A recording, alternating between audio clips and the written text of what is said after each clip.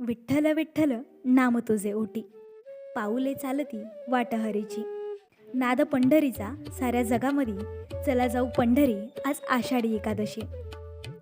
आषाढी एकादशी म्हणजे वारकरी संप्रदायाचा सर्वात मोठा उत्सव आणि त्यात वैष्णवांसाठी ह्या दिवसाचे विशेष महत्त्व.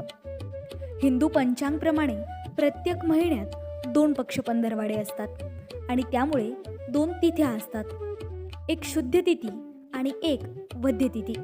म्हणून आषाढ महिन्यात एकादशी 2दा येतात, एक आषाढ शुद्ध एकादशी आणि आषाढ वद्य एकादशी. आषाढ महिन्यातील शुक्ल पक्षातील एकादशीला देवश्यानी आषाढी एकादशी म्हणतात आणि आषाढ वद्य एकादशीला कामिका एकादशी म्हणतात. देवश्यानी एकादशीबद्दल असे मानले जाते की ह्या दिवशी भगवान विष्णू क्षीरसागरात शेषनागावर झोपी जातात. धार्मिक मान्यतेनुसार मनुष्याचं 1 वर्ष हे देवांची एक अहोरात्र असते. दक्षिणायन ही देवांची रात्र असते आणि उत्तरायण हा दिवस असतो. आषाढ महिन्याच्या शुक्ल पक्षातील एकादशीला देवश्यानी एकादशी किंवा हरिश्यानी एकादशी असे म्हटले जाते. ह्यानंतर भगवान विष्णू कार्तिक महिन्याच्या शुक्ल पक्षातील एकादशीला म्हणजेच प्रबोधनी एकादशीला जागे होतात. हा काळ चतुर्मास म्हणून ओळखला जातो आणि हा पावसाळ्यासोबतच असतो. शयनी एकादशी म्हणजे चतुर्मासाची सुरुवात. महाराष्ट्राच्या कानाकोपऱ्यातून ठिकठिकाणाहून लाखो भाविक लोक विठ्ठल नामाचा गजर करीत आषाढी एकादशीला पायी चालत येतात. हिलाच आषाढी वारी म्हणतात. चंद्रभागेत स्नान करून विठ्ठलाचे दर्शन घेतले जाते.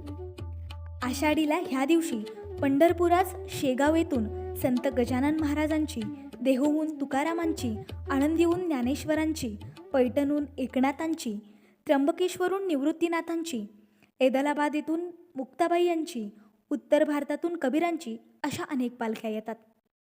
आषाढी एकादशीनिमित्त विविध शुभेच्छा संदेश दिले जातात. स्थानिक विठ्ठलांची मंदिरे, शाळा यांच्यामध्ये आषाढी एकादशीनिमित्त दिंडी आयोजित केली जाते. आषाढी एकादशीचे धार्मिक महत्त्व खूप मोठे आहे आणि ह्या दिवशी उपवास करून भगवान विष्णूंची उपासना केल्यास सर्व पापांचे निवारण होते आणि मोक्षाची प्राप्ती होते असे मानले जाते. वारकरी संप्रदायात ह्या दिवशी भक्त निर्जळी उपवास करतात आणि संध्याकाळी विष्णूची कथा ऐकून व्रत समाप्त करतात. मुख दर्शन व्हावे आता तू सकळ जनांचा दाता, घे कुशीत ह्या माऊली तुझ्या चरणी ठेवितो माथा.